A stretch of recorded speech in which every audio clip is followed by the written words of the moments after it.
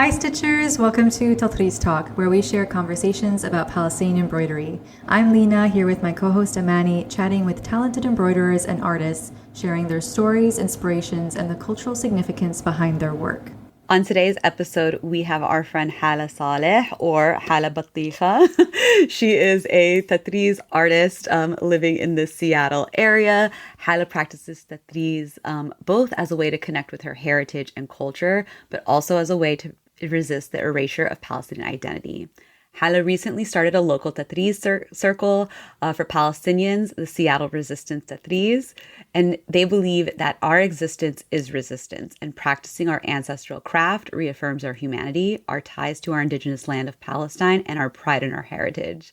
By day, Hala is a software technology executive, and she is Palestinian every day, all day, which I love. Welcome to the show, Hala. We are so happy to have you.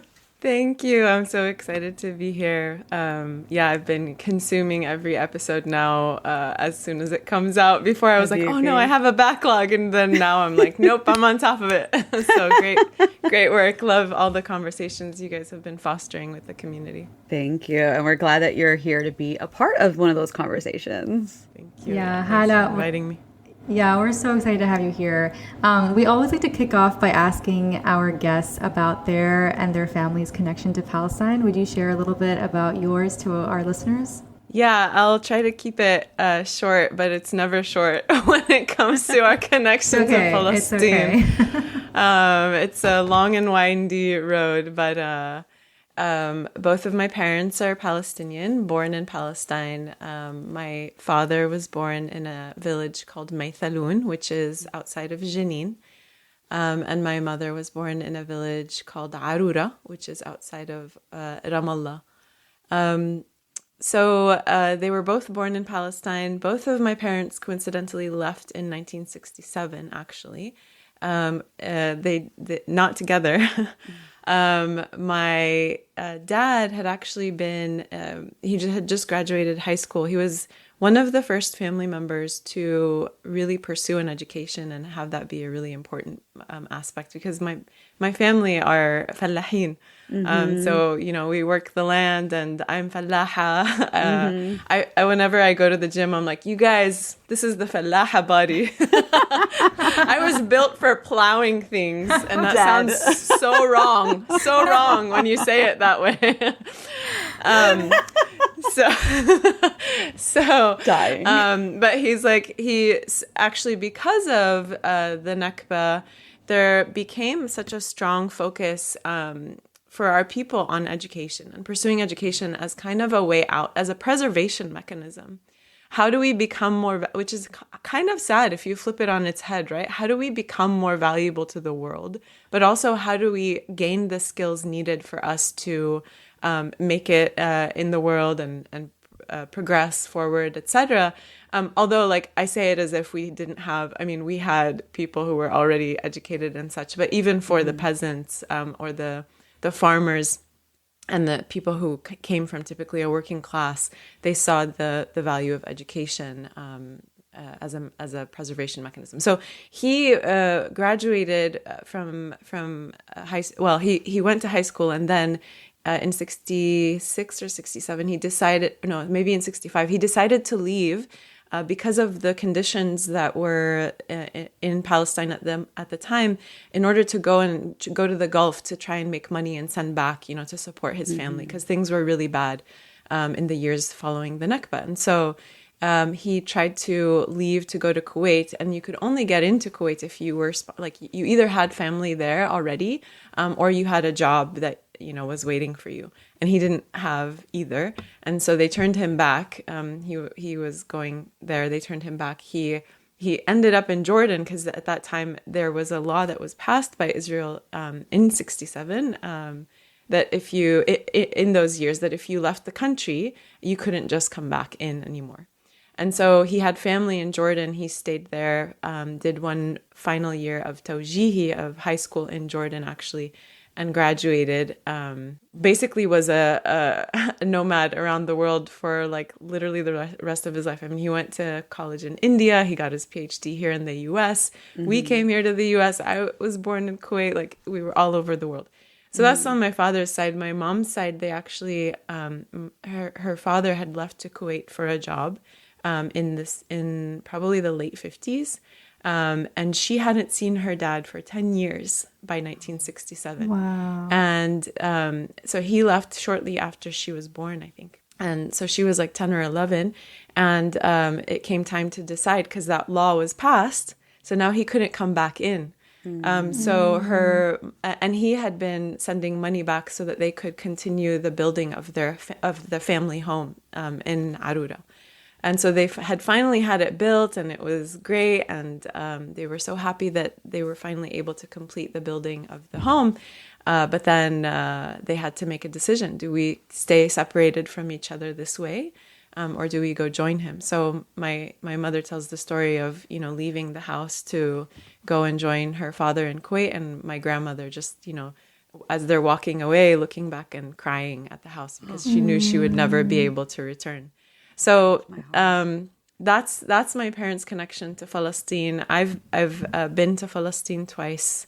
Once when I was very young, when I was about 6, and then another time back in 2015. Well, and you said you were born in Kuwait, you grew up in Kuwait, but then you came to the U.S. When did you come to the U.S.?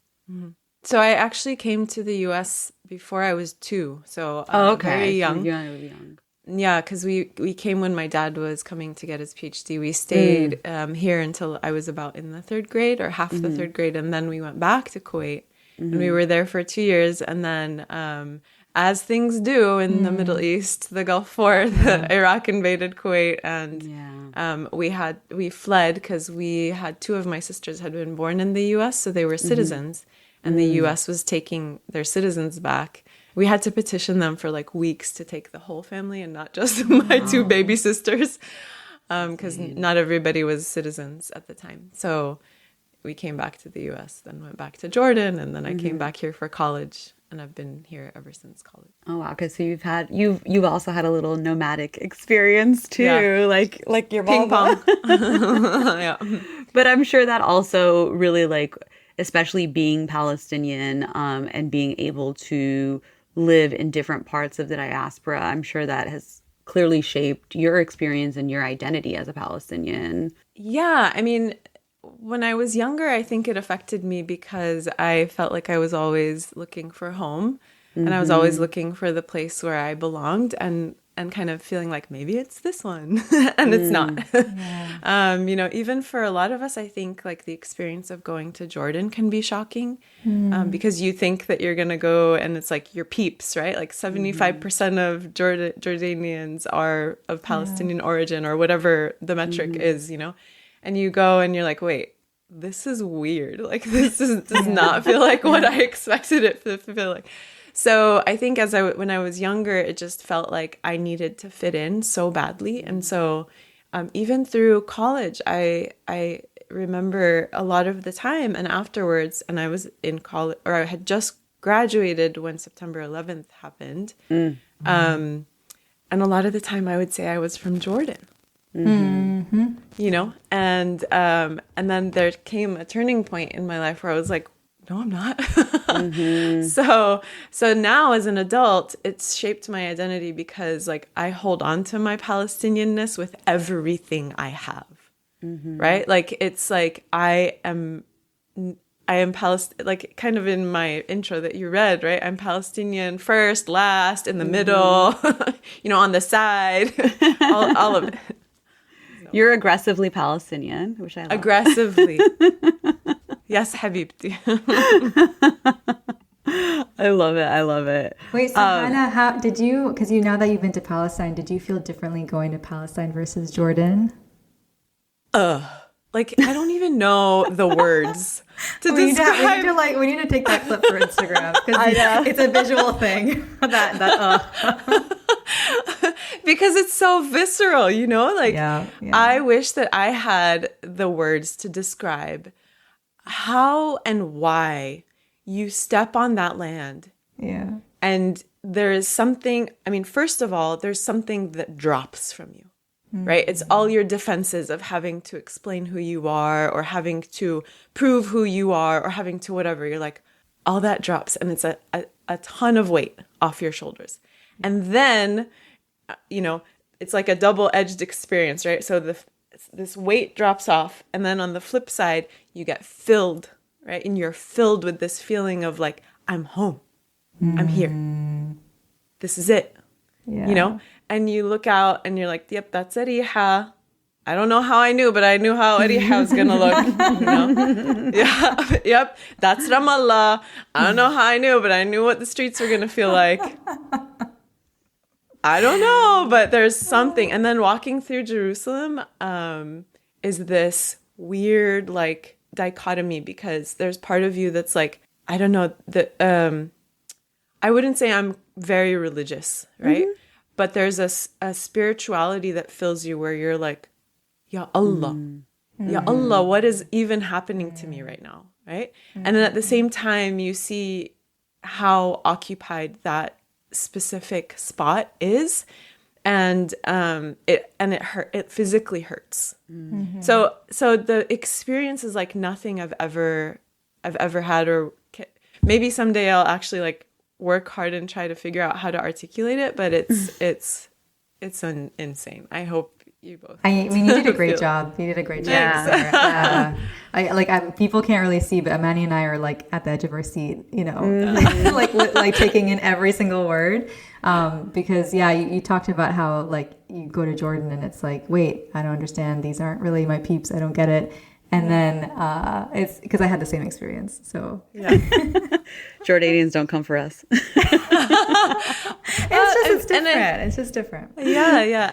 And a lot of them do. Like there's a lot that have such great hearts and love for the Palestinian people. Yeah. But it's still clear that you're not home. It's still clear that like this is our home and you're welcome for being here. And then there's discrimination. I mean, there's jobs you can't get. Yeah. There's, university admissions that you can't get. It's just systemic. Yeah, we've definitely, we've heard that from other people who grew up in the Arab world, which is just crazy because to your point, it's like you would expect, like, these are my people, but unfortunately, that's not always the case with the government. So, and we're seeing it at a large scale right now, right? Where all the normalization and all the talks around normalization, and you're like, wait,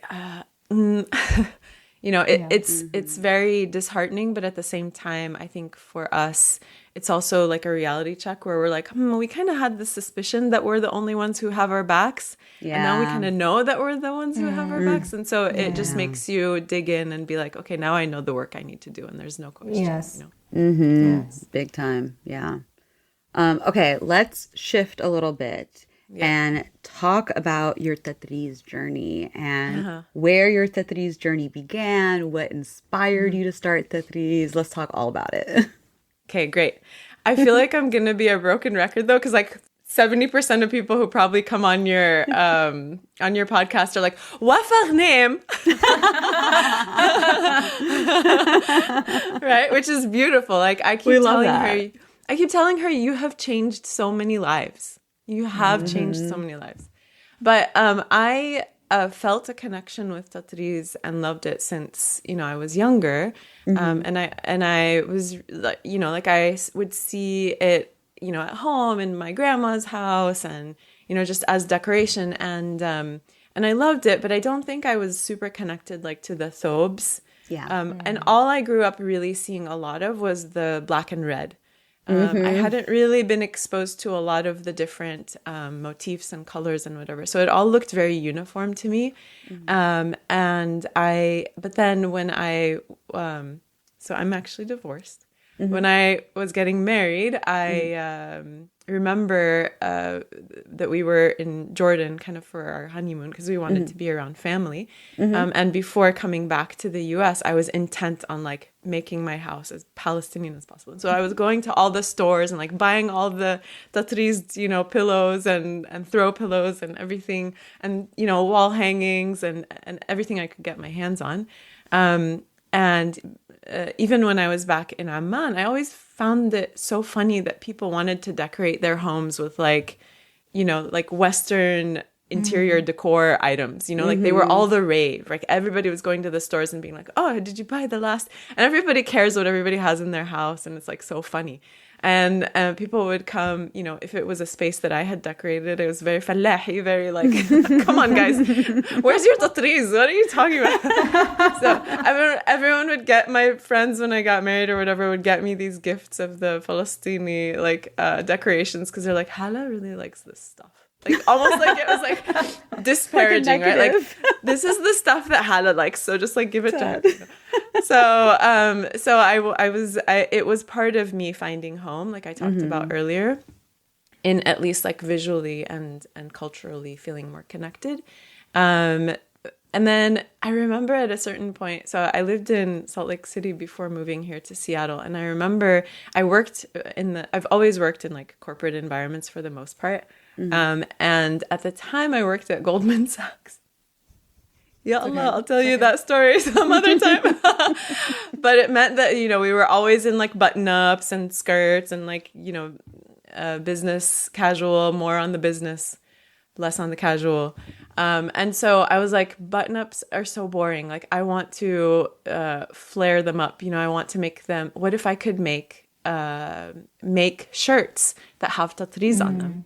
You know, and like sell them to people because I want people to have more of an individual style, you know, and show up to the workplace feeling excited about what they're wearing and whatever. And I went like on and on in my head, but I never actually like came up with an execution plan for it.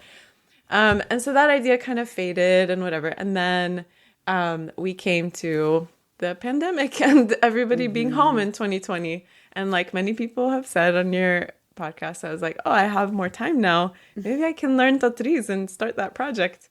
So I took one of Wafa's online classes. And that was like my first time really doing any Tatreez. I remember doing cross stitch like once when I was in middle school or something.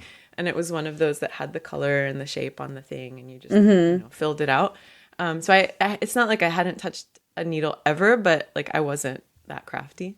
And then this is my first piece that I did as part of that class. That's beautiful. That's Thank amazing. you. Oh, that's really beautiful. Okay, we're going to need a picture of that to show everyone. Yeah. That's really Yeah, beautiful. yeah. I love the colors Thanks you so chose. much. That blue is... Thank you so much. Yeah, so I was like, wait, Tatreez can be not red. Yes! We love vibrant colors. Yes. So that's how I started. And then when in 2021, the Sheikh Jarrah, all of that violence happened and broke out, and then Gaza as well, I was like, this is great. I want to raise money for PCRF. Not this is great, obviously, but like I can use my skill set that I just learned to do something. And so I was like, what if I couldn't just go out and make like a ton of Tatreez and try to raise money. But what I did was I tried to get people, I would like tell my friends, you know, send me a shirt that you like or that, you know, you're willing to have me stitch on and I'll stitch on it for you. And then you just donate whatever amount feels appropriate, you know, based off of the work that's on it. And I stitched collars. Basically, that's what I started doing. So I would do collars. Then I started like going on people's shoulder and sometimes on the cuff or on the pocket of a shirt. And you know, I mean, yes, alhamdulillah, I raised money for PCRF and sent it for Gaza specifically. But also I got to practice my Tatreez on people's clothes. Yeah. So it's like, you know, win-win situation. Yeah.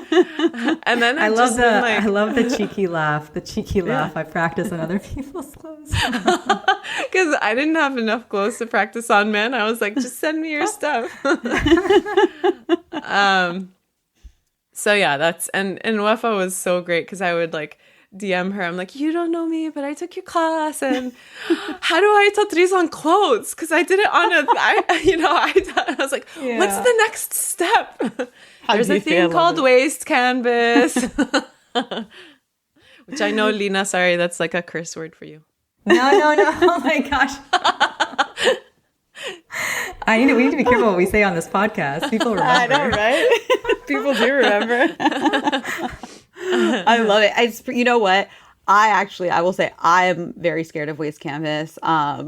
So I actually think it's very brave that you jumped in on wearables so like aggressively. Oh yeah, it was like my second that's a thing. good practice. That's a really good practice because it's not as like waste canvas. For those of you who haven't tried it yet, I do encourage you to try it. Practice, like you'll get it down. But the grid is slightly it's different than the Ida cloth. So you gotta practice to really get comfortable with it. But it's it's an important tool, especially if you want to stitch on clothing. So how long did you do that before you kind of like started transitioning into other projects? I just kind of kept it ongoing. Like it was really intense for the first few months because I was actively, trying, and people were interested. Like it was, people were they wanted to do something, and they found it, fun that I would do something because I would share pictures of my work as I was going along. And then it kind of petered out a little bit, but I still had people who would finally like see something or connected with me who hadn't seen me or connected in a long time. And they're like, oh, I want one of those, So I just kind of kept it going. And eventually sometimes I would just do it as gifts. Like we had friends that were having a baby and we went to their baby shower and I kind of designed a Tatreez thing for the baby's room. And just started to branch out in other projects. A lot of my stuff is on clothing, but I've done a few other types of projects as well. That's so fun. I need to get into the wearables because I feel like that's so versatile. And then okay, so you were doing that. You were kind of, it seems like, doing it on your own. Now today you're like, you have a community. You're doing these Tatreez circles in Seattle. You have this community that you're building there and you're a part of. How did we get from stitching by ourselves to now being a part of really organizing and helping build this Tatreez community locally in Seattle? Yeah, it's kind of wild because I only had like a private Instagram for the longest time. I didn't really ever want to have a public one like that. I literally had like public Instagram phobia. Like that's a phobia.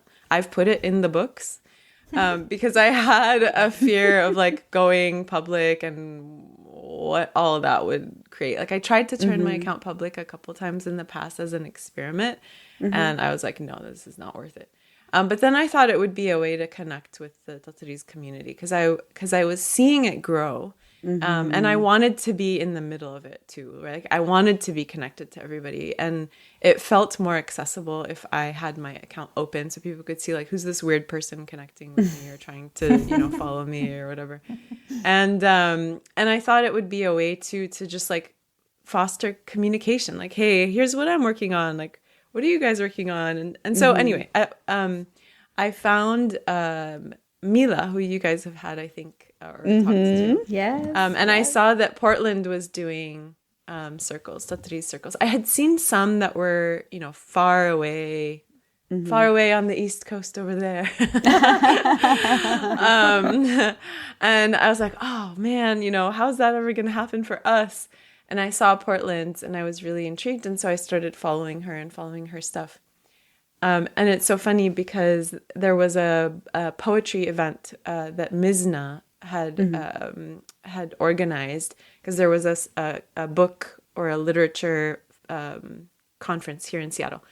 And this was like a year and a little bit ago. So I went to that, and there were some Arab poets there and speaking, and it was amazing. And afterwards, I was out in the lobby, and people were just mixing and meeting each other and whatever. And I see this woman wearing a thobe, and I beeline. She tells the story too. I like beeline straight to her, and I'm like, I like your thobe, And she was like, okay, thanks. And she was so great. And we were like, okay, I guess we're both Palestinian, obviously, and we start chatting, and immediately I'm like, let's do things together, let's do the Tatreez thing. And she told me about the Portland Tatreez, and I started following along more. And she was so encouraging to me. It was actually so beautiful because she's like, I bet you could have one in Seattle. And I was like, no, I don't know. Like, I literally did only know like one Palestinian in Seattle. And so I was like, I don't know. And I kind of sat on it for a long time because I was so unsure about it. And I didn't have the confidence that I knew enough about Tatreez. And then eventually I was like, okay, I think I'm ready. When I started my public account, gosh, I think this was probably like September or something, right? August or September. I'm like, okay, I'm ready. Hey, Mila, how do we start a Tatreez circle in Seattle, And she's like, I'll come do it with you. So, Habibi, I love that. Yeah, it was so sweet. So then October happened, October 7th. And I was like, I don't think anybody's going to want to, come together and do anything. And so we put it on the back burner in October because everybody was so traumatized. And then even in November, I was like, I don't know also if it already feels like time for this or whatever, but I put it out there to see if people would respond, and people were all over it. So she really helped me. I mean, she came all the way from where she lives, which is the islands. It's kind of like a pain to get here to Seattle from where she lives, and she came and hosted it with me and like taught me the ropes. And so after that one, it just became a monthly thing, and it just keeps growing, and more people want to attend. And we've kind of had to make it just for Palestinians because so many people want to attend. And so then we do other ones where it's open. So it's so wonderful. It's so much more than Tatreez. Yeah. Speaking to the choir, singing to the choir. I know, right? I'm like, we saw like, for us in the Bay Area, we saw that definitely after October, we saw an uptick in allies coming out. The Bay Area, like I am very fortunate to live in my little Bay Area bubble because I don't have to experience some of the things that other people do in other parts of the country. And we have like so many amazing, genuine allies and people who came out and wanting to learn. I wish we had the problem of having so many that we have to have a Palestinian only and a open circle. That's actually really cool. And how is the community building there? Because you said like originally you knew like one Palestinian in Seattle, and I'm assuming now you know a lot more. Yeah, it's kind of been overwhelming where I'm like, wait, hold off. This is a lot. But I think that for a lot of years, I kind of sequestered myself maybe a little bit from even connecting with, our people in a sense, because I had this assumption that I would be rejected. Because I kind of felt like I'm kind of out there. I live like a bit of a different, lifestyle. I'm not super, super traditional, which is funny that I say that because also I'm super, super traditional, like in some ways, but like I didn't see myself that way. And I felt in some years of my life, I felt like too American.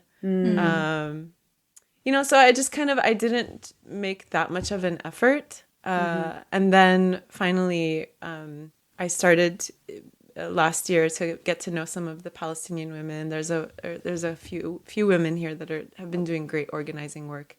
And then just obviously since October 7th, it's been such crazy growth in terms of the number of people that I know and have been working with. So it's been really rewarding and amazing to see how many people there are actually here. And it's beautiful because it's a very diverse community. We're not a monolith. We come from so many different lived experiences. And but with that being said, I feel like the Tatreez circles, my goal from my Tatreez circles is I want to make it the safest space that you can be.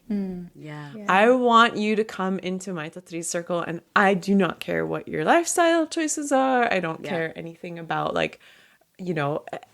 how you identify as in whatever realm that, I just want you to come and sit and be comfortable and feel safe and drink chai and eat ma'moul and manaish, because every time I'm going to bring manaish. Oh, do you provide that every time? I'm coming. Oh, yes, I'm coming. Should. I love manaish. Yes, you should. You should come. I'm going to look for tickets. We have really great rates between here in the Bay Area. So I know. I need to. Okay, we're gonna work on that. So maybe, yeah, it's maybe been next circle. yeah, great in April. Yalla. So it's been amazing seeing how much of a community, and then to think that like I never thought of myself as a community organizer. Like that's such a weird thing for me. And then people started to like make demands. They're like, I need this and I need this. And is it this? And I'm like, okay, wait. I thought I was just like calling some of my friends or some cool people to just come like Tatreez. And now there's an actual responsibility attached to it. So it kind of shook me in the beginning where I'm like, I'm not your mom, And then I was like, okay, actually I need to step into this role more because that's how people are perceiving when you start to organize community events. And I had to like eat some humble pie, and be like, no, like I have a role to play here. And it's actually really good for me to be challenged like that.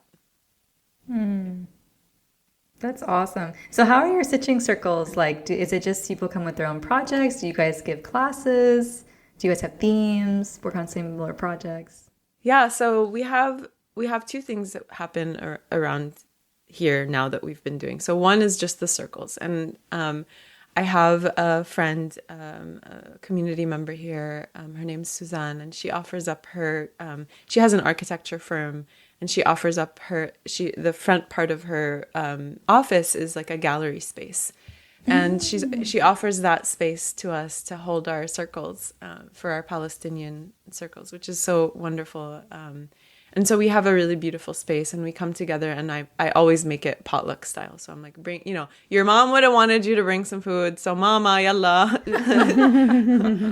I'm going to be your mama this time. What are you bringing? So people bring stuff and we just gather and people bring their own projects. We tried to make it clear that it's not a teaching space, although everybody there will be happy to help you out if you have questions. Because that way it removes the pressure from me to be standing in front of the room and like giving people instruction. Because I found like there was one of the earlier ones where I was where people were coming expecting to be taught. And I hadn't clarified that. And so I never got to work on my Tatreez. And I was joking that like the more Tatreez circles I'm having, the less Tatreez I'm doing. Understandable. I've been there. So that's what those now are, just like everybody comes together, we chat, we talk about the latest news, we talk about not news, we talk about everything in life and Tatreez and eat. And then the workshops are more of a teaching space. Those are structured. So far, we haven't made it past Tatreez 101, which every time people are like, also, it's just a confidence level thing, right? Which every time I see one of you all or anybody else from the community doing like advanced Tatreez, techniques or whatever, I'm like, I don't know if I can get there. I need to go take that class, Girl, you're doing people's collars. You should do a workshop for collars. Bring your own collared shirt, and then you show them how to that'd be attach the so waist cute. Oh, that's a great idea. That's a great idea. So that'd be so cute. The fun part about collars is that they fold. So nobody's looking at your backs. And there you go. Exactly. Win-win. I was going to say, I'll flip it. But no, it's good because it's a small little motif. Yes. So it's like very but it's doable also wearable for a beginner. Yeah. Okay. Love a that. great New idea. class. New class on the roster. We're expecting it next month in April or May. Oh my gosh. You guys are... We're crazy, so I love it. Pressure. Love it. Can I ask you too? I know one of the things that you talk about and is important to your work is really Tatreez as proof of our Indigenous existence. And I wanted to dive in a little bit more on that and, how you communicate that through Tatreez. Yeah. It's so interesting because if you just observe Tatreez from the outside, right, and you see like, you think it's just like a style thing, right? Like this is the style of the ladies that lived in this region and this is what they wore, And when I was young, I was probably like, come on, guys, like get with the times. Like we're wearing other kinds of dresses now. We're wearing jeans, Yeah. And it takes a minute to really sit and understand the history and where a cultural dress comes from and what the significance of it is, to really appreciate what it says about the people that wear it. And, you know, as I started learning more, I almost got to a point where I was like, I want to wear thobes like every day, right? Because yeah. And I do, like, I actually wear them now quite a bit. I'll just be going to, you know, to see my friends or whatever. And I'm like, thobe on, you know? Yeah. Love it. Amani is like smiling big because she literally can't stop buying a thobe. I know. Yeah. But I have yet to see her wear them. So maybe Hala, you're, you know, inspiring her to actually wear I them. know. I need to build my my thobe portfolio still, but I'm getting there. You know, they say perfection is the enemy of progress. So just wear a thobe. There we go. Thank you. Yes. So as I started to learn more, I started to learn why it's important that we actually preserve and tell the story of the Tatreez and of our thobes and what they mean. And even for me, I mean, in the last 3 years or whatever, as I've been learning more about Tatreez and as I read Wafa's book and then got and started reading other books, it started dawning on me how, like, this isn't just a style thing, right? This is an expression of where we come from, because the motifs tell a story of the surrounding plant life, of the animals that people were seeing, of zaman, you know, a long time ago, the color that people would use in different regions was indicative of the dyes that they were able to extract naturally from the land that they lived on, you know. And I recently had such a beautiful experience with kids, because I went to my son's school district, had an Arabic night. And because this is the first year they're offering Arabic class. And the teacher wanted to, like, bring the families together and have a celebration of the culture and speak about different things. And she asked me to come and present about Tatreez. And let me tell you, kids are the best. Kids just get it, right? And so I was like, I wish when I was a kid somebody had taught me this about Tatreez. And I start talking to them about, like, what patterns do you see on here, you know? And I explained how these patterns tell you something about what the women who stitched them, where they lived, right? What they saw in their surrounding environments. The colors tell you a story about where they lived. I asked them, like, who knows what rumman means? And they're like, pomegranates. And I'm like, okay, what happens to your hands when you eat rumman? And they're like, oh, it stays on my hands and it never goes. I'm like, that's how you might have dyed some thread, you know? That's so I cute. love that. And for example, Ghazze is known for a blue or purple dye that they would extract from, I'm not sure if it was like an oyster or a snail. And one kid, like, raises his hand and he said, Polynesian people have a conch that makes, like, a purple dye or whatever. And like the same. So and I cool. I cried on the spot, right? I was like, say that again, son. You know, and he says about the dye, and I'm like, now we're going to talk about the word indigenous. You know that, or your people know that, because they're from the land, because they didn't fly in or sail in on a boat and, you know, have to learn or even ignore learning because all they cared about was building concrete on top of your land. And so it really affects me. And I think it's such a big deal for people to understand how the patterns, the colors, so much of Tatreez is a sign that we have we're in relationship to the land that we come from, to the land and the ecology and the plants and the animals and everything. That's I love how you put it. We are in relationship with the land. I love that. I think that all Palestinians in one way or another can feel that really deeply. I think so too, actually. I think even when we eat Palestinian olive oil, we're like, yep, that's it. That's the one. Yeah. And it's really cool that your son's school is creating space for the kids to learn Arabic. And I'm assuming that the kid who spoke up about the fact that they do this in Polynesian culture, that child is probably not Arab. So yeah, that's they have like, non-Arabs. that's like, I love that. That's like right there. It's, as you said, like kids, there's this easiness to kids because they just get it. And, you know, we build, as a society, we build these prejudice into children. And it's nice to see like just how naturally like this kid's like, oh yeah, I can relate.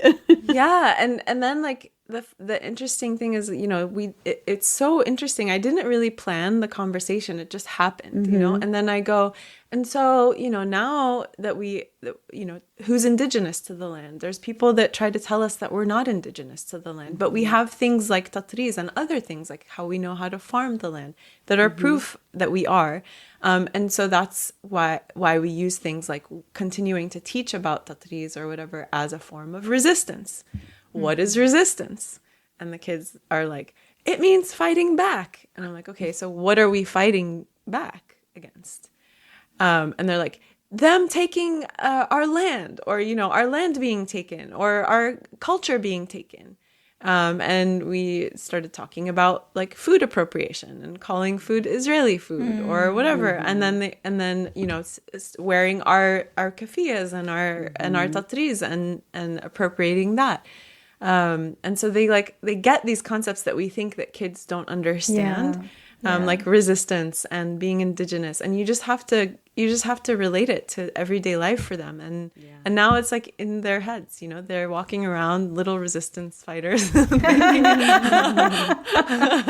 So you're saying it's not complicated, right? Is that what I'm getting?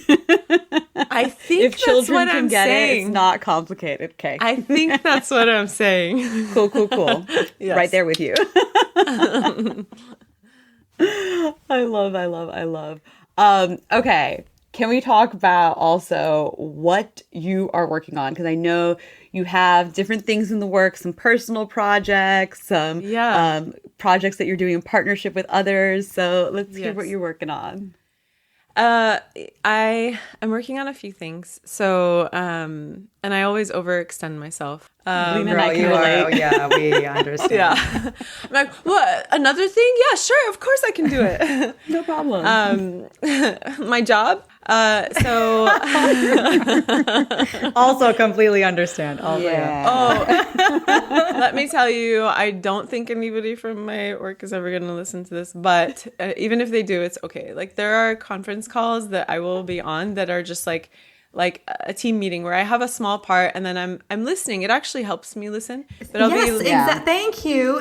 I've been telling that to everyone, and everyone's like, "What are you doing? You're crazy." And I'm like, "No, this is the best thing I could do." But I'll be on the call and I'll be like,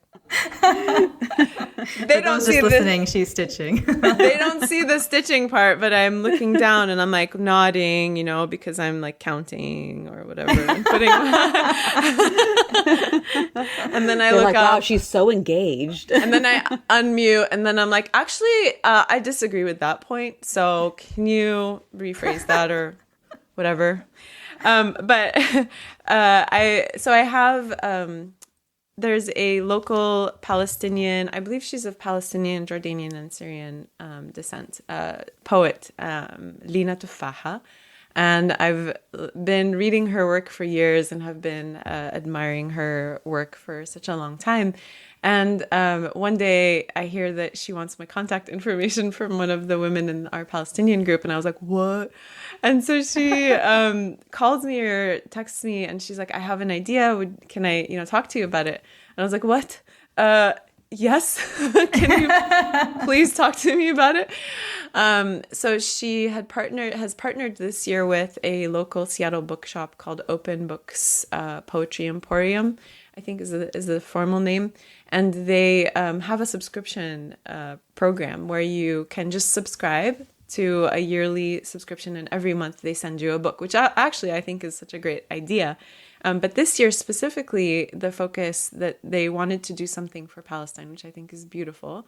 And they partnered with Lina, who curates a book for them for every month that is by either a Palestinian poet or author. I think so far they've all been poets. And so she does a write-up of the book, of the author, and kind of shares her thoughts on the collection or the book. And then my role is to come up with a Tatreez bookmark design. So we kind of brainstormed in the beginning, how can we incorporate Tatreez into this book subscription? And I was like, what if I do a bookmark, and what if we design a bookmark that I can kind of reflect either the feeling of the book, of the poems, or something about the author. And so we've done January, February, and March so far. It's been such a fun project for me. And so I have 3 designs, and they get printed because I send them the PDF or whatever of the Tatreez design that I've done on the computer, which I just started doing because of this project, because before I was using graph paper always, and I was just like coloring graph paper. I still use graph paper. I use both. Yeah, I love it. Actually, it helps me map out how I'm going to Tatreez the piece. Because I'm like, oh, it makes sense now that I'll go in this direction first, and then here and here and here. So for January, the bookmark. So here are the January. This is when it was January, and then February and March. Eventually, I want to put the January on this thing so that I can have like multiple months and just frame the whole thing. But January was Mahmoud Darwish. And I used the nakhla, which is the palm tree motif, because he uses the palm tree as a metaphor for Falasteen in his poetry. Palm trees are so resilient and strong, and they can stay strong and steadfast even in the harshest conditions. But then also I had learned that Mahmoud Darwish co-wrote the Palestinian kind of Declaration of Independence, I think. And so I put in the colors specifically of the flag to as a nod to his Palestinian patriotism, if you will. And then for February, the book was called A Theory of Birds. And so I just was so tempted to like put in all the birds. I was like, all the bird motifs, And then for March, the book it's like a bracket. It's an ellipsis, so 3 dots within 2 brackets. It's Fadi Jouda's new poetry book, and it's very stark because it's really raw and real about like what's happening in Gaza and the amount of loss, and it's painful. Many of the poems are painful but necessary, I think, to read and to really absorb. And so the design is the missiles design for that one. And the missiles design, if you don't know, it actually shows like the missiles falling to the ground, which is depicted by this red part. And then here at the top, you see the cypress trees are upside down because to depict like the destruction and the chaos that's brought about by the weapons. So that's one of the projects that I kind of have like a deadline on. Like every month, it's like, okay, here's the book. Like I have to do it because they have to put them into the boxes. And then I have a friend who made me. I had never met this person, okay, but she knows people that I know. And she is a knitter. And so she knitted me like an infinity scarf thing that is in the pattern of the kufiya. And this thing is gorgeous. Nice. Yeah. Oh. And it like looks like a kufiya, but it's wool. And she was like, I wanted something to keep you warm. And I was like, who are you? What is this? This is amazing. And then she knit me like a little crop like sleeveless sweater thing because she knew I was in Tatreez. She found one of the heart motifs. It's not a literal heart, but it's like the heart. And she knitted it in pink on this black sweater. Stop it. I need visuals. Visuals. I will send you. I need a whole photo shoot with you wearing it. She saw me in a kufiya that I have that has Tatreez on it. And she's like, where can I get one of these and whatever? And I was like, you can get one because I can make one for you now that I know that that's what you want. And I'd never Tatreezed. I had made patches before that had gone, but I'd never Tatreezed on a kufiya. So I'm working on this for her, and I'm making the poppy flower. Oh, that looks beautiful. So I just like, because I heard you in a previous episode saying that there was or somebody was saying that they don't actually like plan that out or map out the number or whatever. They just start stitching. They look at a pattern. And so this was my experiment to just like look at a pattern and start stitching. But yeah, those are the ones that I have in the works right now. I have other things in the backlog. Yeah. Oh, that's so sweet. Beautiful. Yeah. Beautiful. What a nice sentimental gift. I like that. And okay, so question, if somebody was interested in getting the book subscription, how would they go about doing that? I'll give you all the link. It's just on the bookstore's website, Open Books, a Poem Emporium or something, and they have like the monthly subscription. And the cool thing is, even if you subscribe now or any time in the year, you get the back issues. So you get all the books from January, February, March, etc. Cool. And you don't need to be local to the Seattle area, right? No, it could be anywhere. Cool. And you can buy it as a gift for people, and it includes like a little booklet that has a description of, you know, why I chose a specific motif for that book, and Lina's description of the book. Yeah. Oh, I love that project so much. It's so beautiful. We need to That's get some right up your fiction, though. alley. I know, but I'm not a poetry girl. I like fiction. I'm a fiction That's person. true. That's true. Yeah. Well, maybe a little future project there. Yeah, I love it. Just thinking about all these projects. Remember what we said about not overextending ourselves. I know. No, you don't remember. We say it just for like saying it. I know. See how quick it happens. I'm like, yeah, another project. I'm like assigning Lena projects now. Yeah, literally. Yeah, exactly. Put that on your list, girl. You can do it. Oh my goodness. This conversation is so just like heartwarming. And so before we let you go, we have like one question and then one final thing at the end. So the first question is, are there any major life lessons that you've gained, or perhaps things you wish you knew about Tatreez when you were first learning about it? And I think you kind of talked about it, but anything? Yeah. So in addition to just the stuff I talked about regarding the connection to the land, and why that is so important in a moment like this, when, you know, our people are being marked for extermination, and the whole world seems to be conspiring to make that happen. I think things like cultural preservation become even more critical, and that's something that I learned. But another thing is, I know we talk about cleanbacks, y'all. Amani talks about cleanbacks. I know Amani talks about cleanbacks, and I respect it. For me.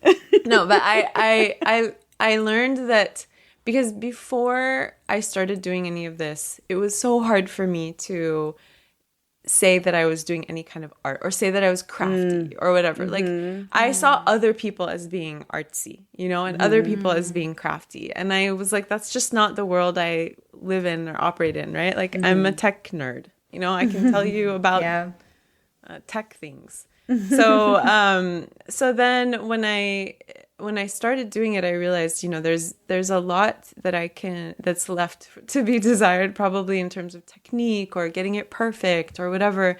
But that doesn't matter, you know, it doesn't matter because I'm doing something that brings me so much fulfillment and joy. And it just takes time, and I'll eventually like learn and do better at whatever aspect of it.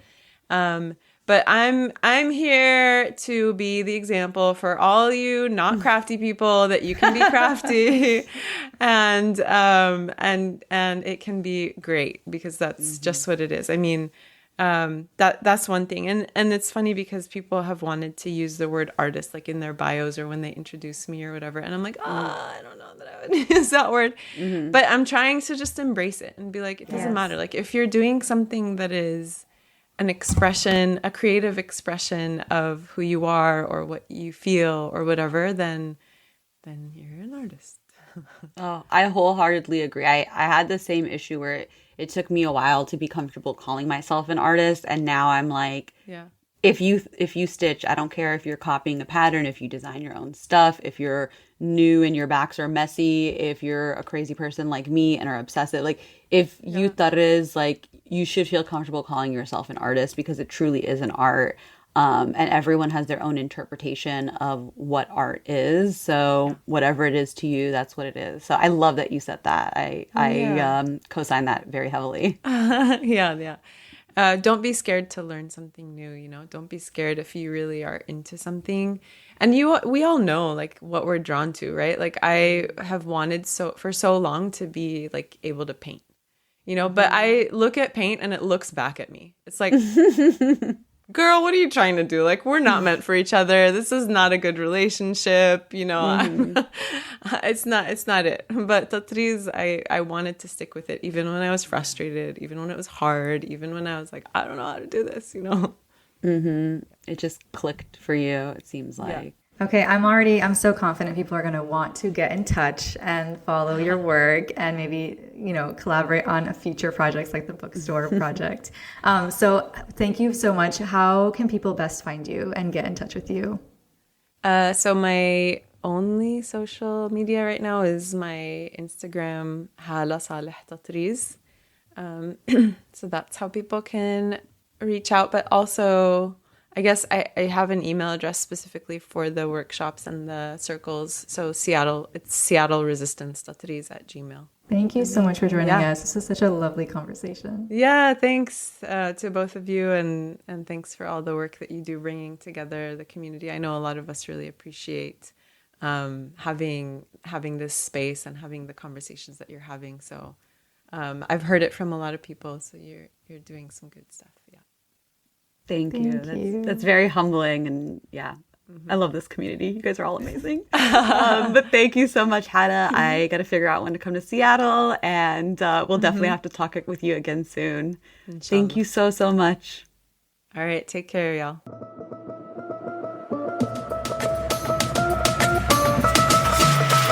Oh, I just love all the stories. I also just love how she's able to embed or integrate's a better word, integrate Tatreez into other types of conversations, like with the kids. I think that's such a beautiful and powerful way to make it relatable, because you don't have to necessarily practice it to appreciate it. I mean, I think there is, you do need to practice to appreciate it, like, you know, properly, but there are different ways to engage with Tatreez that I think we haven't yet seen mainstream, and I just like that she does that. It's just such a beautiful story. Yeah, no, I really loved her sharing that story, because it's funny, you know, I said it when we were talking to her, but it's like children really are, what's the right word? It's like I mean, not pure, because that seems like cheesy to say, but like, you know, children don't have these preconceived notions. Yeah. And like, if it's not complicated to children, I don't understand how it's complicated to adults, but that's a whole other conversation.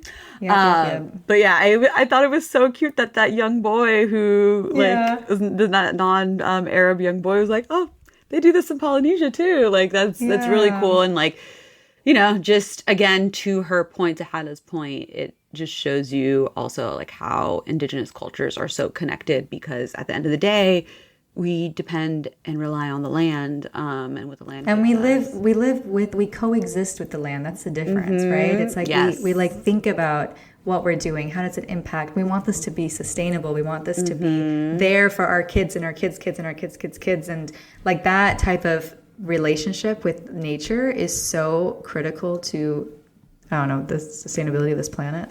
Yeah. So different Indigenous people, they get it, you know, it's so obvious. It's, Yeah, no, it really is. I also really like what she said about, you know, identifying as an artist for people, because, you know I have my reputation for my clean backs, that you guys like to tease me about, but I will say that's a me thing, you guys. It's a me thing. You don't need to put that pressure on yourself. I am admittedly a crazy person. Yes. But no, all jokes aside, I do love how she was talking about that, because, you know, it took me a very long time to feel comfortable with like that title of being an artist, because I think I've said before, like outside of Tatreez, I never connected, and I think Bayan talked about this on her first episode with us, like I never really connected to any other art as far as like doing, you know, like I've done painting classes, like different types of painting, and it's fun, but like it's fun in the moment. I don't connect with it where I want to take it home with me. Tatreez was really that first thing where I really wanted to like I want it to be my entire personality. Yeah. You know, and so it did take me a long time to feel comfortable being calling myself an artist. And then, but once I did, I really wanted to encourage others. Like I remember, because when we do our Tatreez circles here in the Bay Area, I guess in a previous posts for it in the flyers, like I've said, like come join like Tatreez artists or something like that, like you know, basically calling ourselves Tatreez artists. And I remember somebody who went to one of my workshops said, I didn't know like if I should come to the circle because I saw that it said Tatreez artists, and I'm definitely not that. And I was like, no, you are though. Like it doesn't matter how experienced, it doesn't matter how quote unquote messy your back is or how many times you mess up. Like if you're practicing this art and trying your hand at this art, like in that moment, you are a Tatreez artist. And if you carry that beyond that moment, then you are still like you are a Tatreez artist. So I really like that she said that, and I think that's a good reminder for all of us. Like embrace your inner artist. And what's really nice about Tatreez, because she mentioned also like she's very techie. She's a tech nerd. And what's such a cool thing about Tatreez is it's so malleable to like whatever the way your brain functions. And like that's why I like Tatreez, because it's so calculated. You can plan ahead. There's a grid, like X and Y axis. Like to me that makes sense. And so I can then practice it with that in mind. But then if you are someone who's more abstract and you like to explore different things, like you can totally do that with the art form. And that's what's so crazy about it is like that's why you can have such a broad range of quote unquote artists, because the art form itself is so flexible, and it can cater to whichever type of person that you are and how you kind of explore the world. I love that as well, because that resonated with me, you know, too. Like I can't do the abstract stuff. Like it just doesn't click for me. I don't get it. I don't understand it. But Tatreez I understand, because there is like a calculus behind it, but it also doesn't have to be so calculated as well, which is cool. Yeah, it can really be what you want it to be. You know, I think anyone who spends any time on social media looking at Tatreez has seen how Tatreez has gone beyond just traditional needle and thread. And, you know, people are really different artists and different mediums are using Tatreez in their artwork, again, to really identify really enforce their Palestinian identity. So really cool. Can't wait to like just continue to see what the community brings out, and just to see all you Tatreez artists continue to flourish. We love it, and we encourage it. So thank you all so much for listening to Tatreez Talk. Of course, we want to hear about your Tatreez journeys. So be sure to share your stories with us at tatreeztalk@gmail.com. We might even have you on an upcoming episode. Do not forget to subscribe to the podcast on your favorite listening platform, and be sure to leave us a 5-star review. You can follow me at Min Amani and my partner Lina at Lina Stob. And of course, follow the pod at Tatreez Talk. We will talk to you soon.